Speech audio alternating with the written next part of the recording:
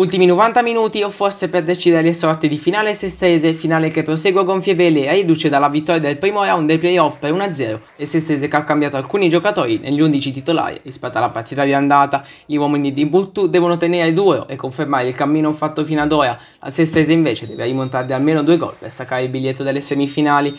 Minuto di silenzio per la strage del Mottarone e poi al Felice Boer comincia la partita da una rimessa laterale. Mazzedda fa sfilare il pallone, poi calcia al volo sul primo palo, porta e spinge coi pugni. Nell'altra metà campo Faedo, passaggio in profondità a Rocca che strazza troppo il tiro.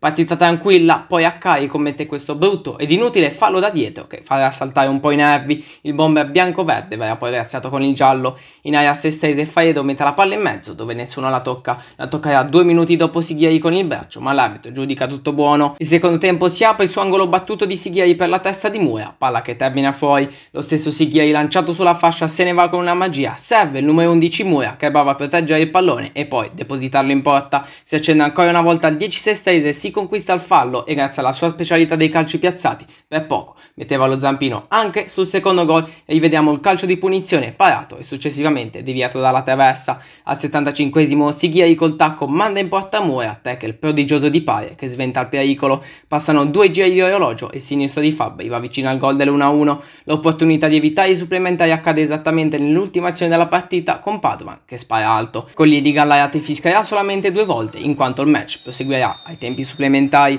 10 secondi dopo l'inizio del primo tempo supplementare, azione pericolosa del finale, confusione in area sestese e poi pallone spazzato. Dopo una buona prestazione il già munito Paie prende in pieno la gamba dell'avversario e finirà qui la sua partita. Ne approfitta la sestese in queste 2 azioni, ma in entrambe non viene centrato lo specchio della porta. Botte a risposta finale sestese da una parte e dall'altra, ma scadono anche i tempi supplementari, non sono bastati quindi 120 minuti di gioco, perciò si andrà dagli 11 metri dove avrà meglio la formazione di casa.